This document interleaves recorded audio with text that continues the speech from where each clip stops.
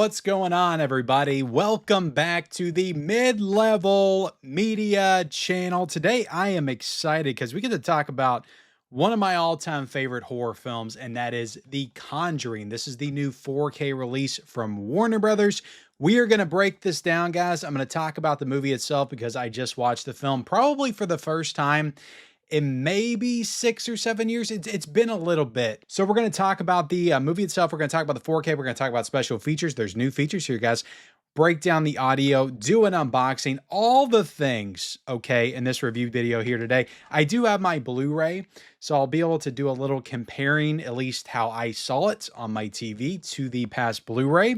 But look, before we get into it, hit the like button, hit the subscribe button if you haven't already, and then leave me a comment down below, guys. What do you think of The Conjuring from 2013, directed by James Wan? Is this one of your favorite horror films as well? Let me know in the comment section below. Now, I do want to say that there are multiple ways to get this movie on 4K. You can get this 4K slipcover right here, and I will be providing links down below, guys, to all these. It's available on Amazon. It's also available on Groove. It is still a little bit cheaper on Groove than it is Amazon, so I do want to call that out, but I'll provide all the links down below. This slipcover right here, you can get on Groove and on Amazon. It's $24.99 on Groove, and I think it's $29.49 on Amazon. You can also get a steelbook as well with the exact same cover for, I think, $29.99 on Groove. And then I want to say it's like 40 bucks still on Amazon. It's something like that, but I'll provide the prices down there.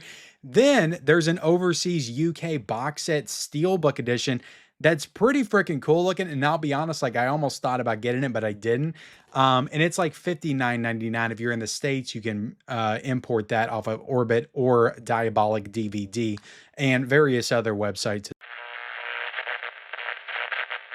Anyway, let's talk about the actual movie for a minute because it was really fun to get to revisit this. I think it does get better with age. I remember when this came out, I was like so freaking done with the horror genre because we just went through the Saw era, the remake craze. Like, of course, there was some good ones sprinkled in the 2000s, of course.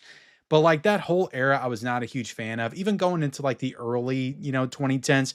But movies like this and It Follows and You're Next kind of brought me back into the genre because they did so many of these like very generic, not scary at all, just artificial like jump scare haunted house like ghost stories in the 2000s. They were literally like a dime a dozen all the time, and I would go to see them in the theater. Sometimes I would rent them and I would hope for something good, and then they just wouldn't deliver. So when this came out, I remember being very skeptical watching this film, and I hear a lot of people say great things about it, but I saw this. I can't remember if I saw it in the theaters or we rented it. We probably rented it. But when I watched this, I was like, damn, like they actually did this right.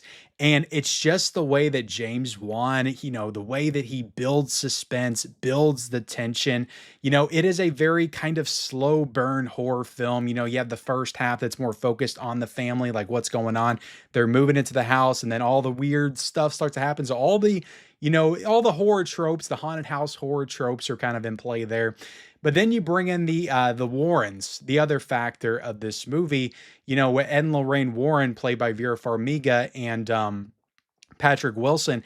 I think they bring so much to just the general vibe of this film. Like when they finally get together and they're like hunting for the ghost, it does start to feel like very Poltergeist, whereas the first half of the movie is very like Amityville Horror. Like you can just tell that James Wan is really drawing from all these like classic horror films, but he's really just putting his own spin on it as well. I just love everything about this movie. I love how everything is just kind of built up. Like the shots, like some of the camera work in this film is so good. And like, that is why James Wan is like just head and shoulders above like all the other most of the other horror directors. There's still some good ones, but I still feel like when it comes to the camera work, like he might be the best horror director that's worked in the past 20 years. He is so good. Like that shot when the girl's looking underneath the bed and she like comes up but in how it kind of spins, it's such a cool shot. And there's all kinds of those shots like all throughout the movie. And I love just how it builds to this like ultimate climax and crescendo at the end. Even my son was like, oh, things are getting crazy now. And like when she flips up in the chair, I'm not trying to spoil things, but there's just so many cool things like all throughout the film. The armoire, of course, where she jumps off of that. That's such a cool moment. But it is, the story wise, it's very basic setup. Family moves into a house, it's haunted, demon attaches itself. Like we've seen all this stuff before, but just the craft involved in this film is what elevates it above a lot of the other ones. Still, to me, like I would probably put the second one above this just personally, even though I don't think I would say that the second one's a better movie than this one. But the second one feels it's just a little bit more fun. I feel like with more like spooky. It almost feels like a haunted house like ride. Almost with the second one, like it's just like an amusement park ride. Like there's just so many cool, like with the nun and the crooked man, and then the old man like sitting in the corner. There's so many cool moments in the second one. I just feel like there's more stuff to stand out in the second one. But I think that pound for pound, this is probably the better film, the better made film. But I love both of them, guys. The this one and the second one, like I love these movies. I think they're some of the best horror films of the past 20 years. Everything after that in the Conjureverse, like Annabelle Creation is okay. That's okay. Everything else, I am not a fan of. I'm not a fan of anything else that came after. I will see Conjuring Last Rites, but I honestly, like after what came out a few years ago with Conjuring 3, I don't have high hopes. But like you still can't take anything away from these first two Conjuring films, especially this one. This one to me, this is an all-time classic. Like this one is going to be remembered like a Poltergeist, like an Amityville Horror, like an Exorcist for many years to come. Like what James Wan did here was absolutely incredible. So the movie itself, like if you haven't seen it, like check this one out. Like it is a really great ghost story, haunted house story, and I would highly recommend it. Getting into the 4K here, guys. All right, so like I said, I've got the Blu-ray.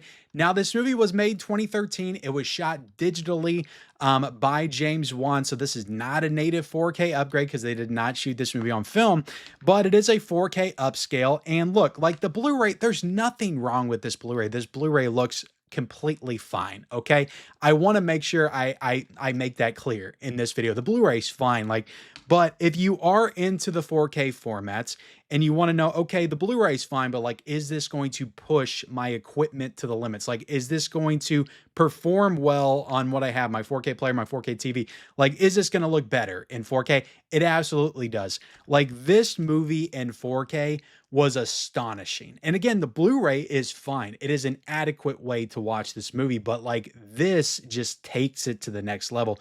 It is so crystal clear, pristine. Like I loved my experience watching this film on 4K. And I've seen it maybe 4 or 5 times on Blu-ray. And I've seen it back in, I can't remember if the first time I watched it was on DVD or not, because I feel like that was before I was getting into Blu-ray. But I definitely watched it the past 4 or 5 times on Blu-ray, and it's a fine Blu-ray. It's fine, okay? Again, I want to make that clear. But the 4K just elevates everything. I love it. It has HDR, it does not have Dolby Vision. Okay, I made the mistake on a 40-year-old version. I double checked on both the disc, the information on the back, the press release on Blu-ray.com. It is not, and again, Warner Bros. Really has been leaving out Dolby Vision. They've really just been primarily doing HDR10, but it does have HDR10.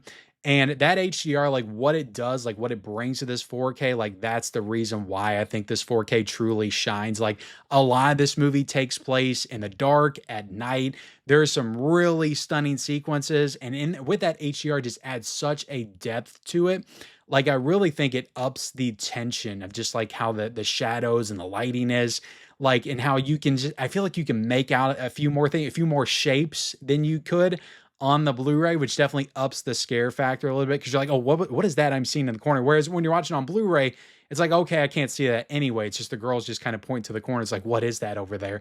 But I feel like with this, you can kind of like make out little things, or maybe that was just my mind playing tricks on me, but you can definitely, notice a little bit more definition in some of those scenes at night, some more clarity there as well. So I think with that HDR, the addition of the HDR, just what it does to some of the colors, what it does to some of the skin tone, just how everything looks, how everything's just so pristine and well defined. This really is an excellent 4K. Like I was blown away by this 4K. And again, I am not, by saying that, I am not saying that the Blu-ray is bad. Okay. I'm not saying the Blu-ray is bad.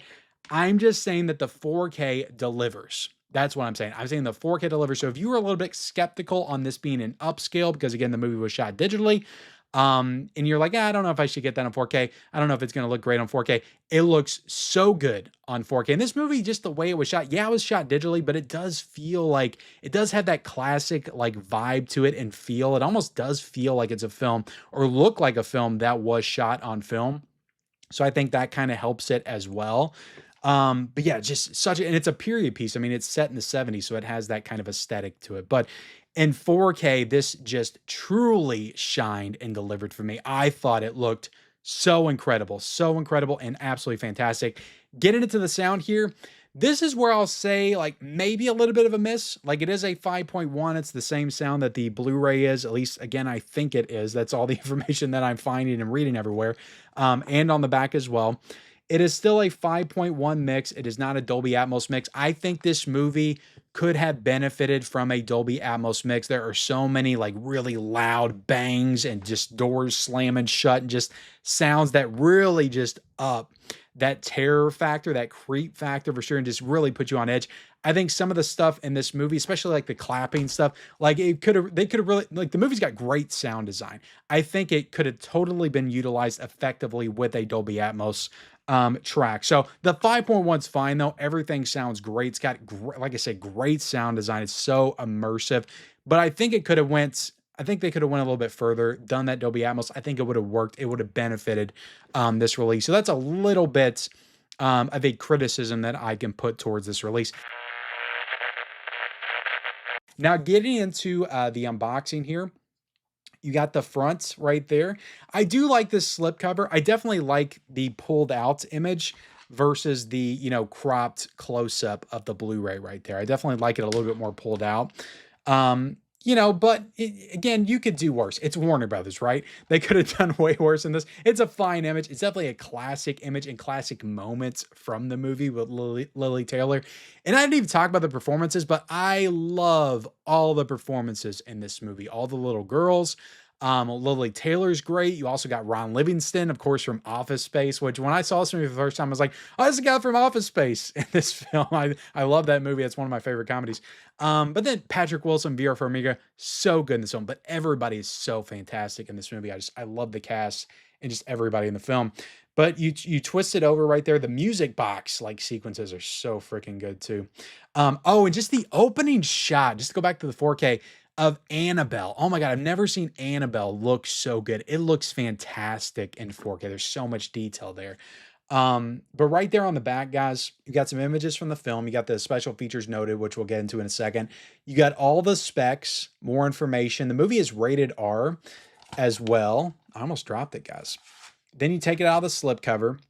And the steelbook, like I said, is the same artwork. So they're just like, all right, this is a classic image for this movie, and we're going to use it. This is the same stuff that's on the back of the slipcover, plus the casting list. Open it up.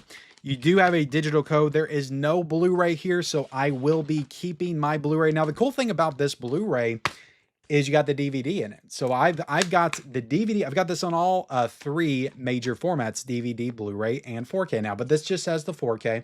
So if you're somebody that likes to have both, you might want to keep your Blu-ray. Don't go selling it just yet. But I like, you know, it's got some, it's a little bit brown. The disc is a little bit brown, so that's cool. So just your basic, you know, slipcover packaging, but I'm cool with that. I really, guys, I hope they do Conjuring 2 next year, because I think, you know, as good as this looked on 4K, like if they do the same thing with the Conjuring 2, that movie, just the way that movie looks visually and some of the moments in that film, like some of those moments with the nun, like could look so freaking good in 4K. So I'm really excited for that just based on this 4K. Now getting into the special features, some really good new special features. They're about 6-7 minutes long, but you know, there's interviews of Vera Farmiga, some of the kids that have now grown up are in it, Lily Taylor, it's Scariest of Them All, and then Reflections on The Conjuring. So this is basically just a collection of just like interviews, just them talking about The Conjuring in a retrospective sense. And it's really cool. You can kind of tell that they just kind of interviewed Vera Farmiga and Patrick Wilson on the set, probably of the new Conjuring film. But I don't know if they brought Lily Taylor in or not, or if she's in the new Conjuring film somehow. Maybe she is. Maybe the little girl that's doing an interview here is also in the new Conjuring film. But it just kind of looks like everybody's on set already. So they just, you know, filmed everybody for this release. So, I mean, it's cool. But it's nothing like too special, I guess. It's just them talking about the film, but it's about, 6, 7 minutes long. And they are 2 new features that are included on a new 4K release. So again, I got to give Warner Bros. Credit for doing these new features because a lot of studios are not doing that. And then you got all the past features as well, which you have the Conjuring Face to Face with Fear, A Life in Demonology, and then Scaring the crap out of you. And I'm trying to look. I don't think this had an audio commentary, so that's a little bit disappointing that we never had a audio commentary for the Conjuring, because this is the special features for the Blu-ray right here on the back.